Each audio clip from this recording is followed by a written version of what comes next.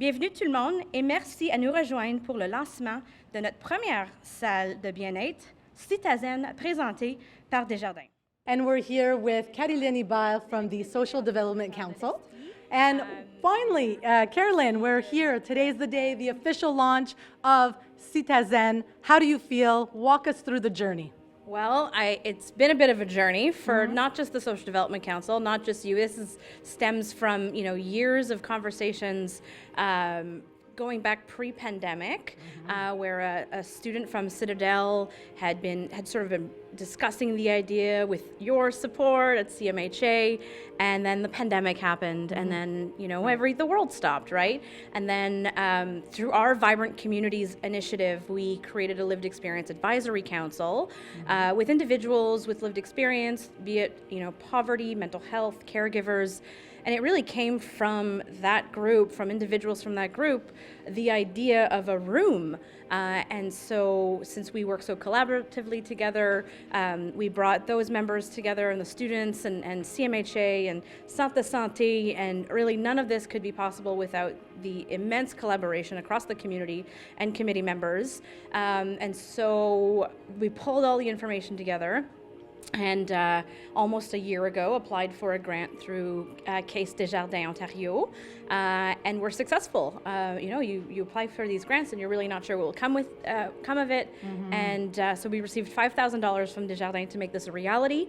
Citadelle was still interested in doing this project from the pre-pandemic conversations, so with their support they provided us with a beautiful space, and with Desjardins funding we were able to furnish it and create this really calming environment that students can come at lunch and take control of their anxiety and their stress. And hopefully with other grants we've received from Santé Santé Communautaire de l'Estrie, there will be some programming, hopefully weekly programming in this space to teach students about handling their well-being and meditation and yoga and whatnot. And at the end of it all, at the end of 2023, with the support of the Eastern Ontario Health Unit, we will be evaluating the project, evaluating the successes, which will give us the tools to then propose this really great idea to other school boards. So this is a pilot,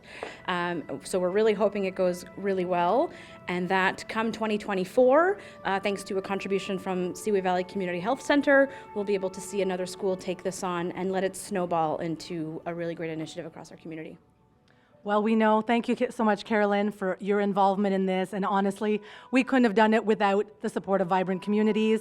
So again, thank you to La Citadelle for partnering with us and making this a reality for the first ever wellness room, CitaZen. I think this was a great initiative. I was happy to be part of it with you. We worked so well together, the entire committee, the students, the feedback, everything that went into this. It's been fantastic, and it's wonderful to end this on such a positive note at the end of the school year. Looking forward to collaborating with you again, and thank you to all our media partners who covered this event today. Any last words? Any last words? Well, I couldn't have done this specifically without you and CMHA and Yvan. We, as a Social Development Council, could not exist without amazing partnerships from community members and community agencies like yourselves, and so you give us the ability to make such great change in our community. Mental health is health, period. Prevention is an initiative that means a great deal to me as someone who has struggled in my own youth and just finished raising a child who struggled through theirs. In our very first psychiatric consult back in 2009, when my child was only 6 years old, Dr. Michael Chang, a child and family psychiatrist at the Children's Hospital of Eastern Ontario, CHEO, told me there are two types of children. There are dandelions who can bloom and flourish in just about any environment, and there are orchids who require a very specific environment in order to bloom and flourish. Otherwise, they may wilt and wither. He told me then that my child was an orchid. In 2019, Thomas Boyce published a book called The Dandelion and the Orchid. The Dandelion and the Orchid, and in this book he explores the dandelion child, which is a hardy, resilient, healthy child, and the orchid child, which is a sensitive, susceptible, and fragile child. yet who, given the right support, can thrive as much as, if not more, than a dandelion child ever could. Boyce's research explains how variant genes can increase a person's susceptibility to depression, anxiety, attention deficit hyperactivity disorder, and many more. But rather than seeing this gene as a negative, Boyce, through his life-affirming research, has reimagined the way we think of human weakness. And he has shown that while these complicated genes can create problems, they can also, in the right setting and the right environment, result in children who not only excel, but far exceed their peers. Orchid children are simply a different category of child with special sensitivities and strengths, and the need to be nurtured and taught in unique ways. Boyce shows us how to understand these children for their unique sensibilities, their considerable challenges, and their absolutely remarkable gifts. I have spent 14 years fighting for the delicate environment my orchid child needed.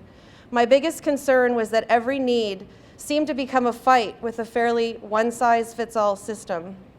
My hope for CitaZen and all future wellness rooms will be that this will be just one more tool that parents won't have to fight for. And even though my little orchid just successfully finished her first year of college, I'm in this, even more than before. I am committed to advocating for more preventative measures to mental illness because I fully believe in what Frederick Douglass, social reformer, statesman, and freed slave, said in 1855, when he said, "It is easier to build strong children than to fix broken men." 163 years later, those words hold true.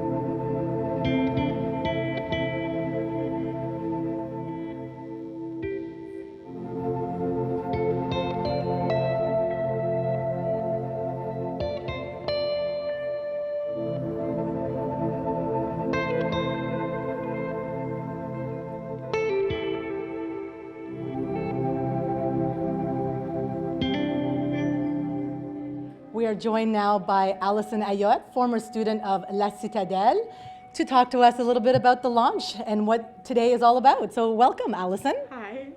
So, okay, let's rewind.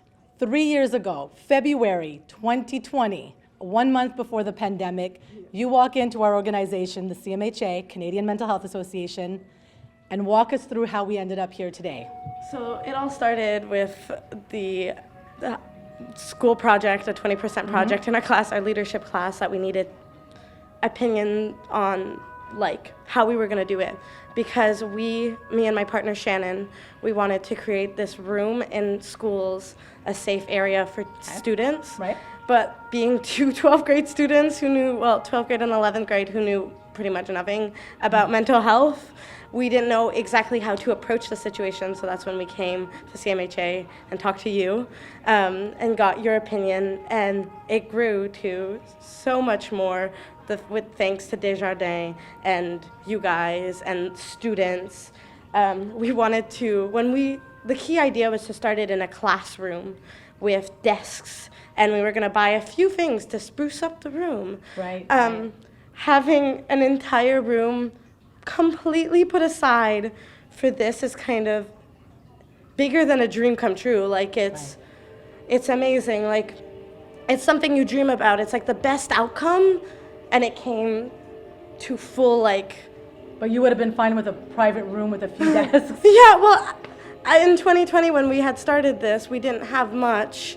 We had you guys, and you guys were like, let's do this. Let's like, and it was, we would have been fine with that. We would have been fine with like a few cute little chairs to like, again, add a little more to the room, but we didn't think that like it was going to completely be put a room aside, because we didn't know that this could kind of be possible. Well, if I could speak to that. Yeah. So following your idea, we also brought this to the Suicide Prevention Coalition and then connected with Vibrant Communities. So thanks to Vibrant Communities, Caroline Hébert, Megan Carter, who were part of that committee, Yvan Labelle, and of course myself on behalf of the Canadian Mental Health Association, they worked tirelessly to find funding. So we loved your idea. We wanted to get funding.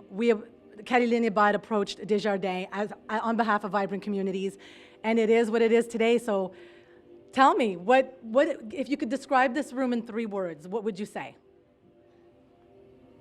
Everything I wanted. It was everything you wanted and more.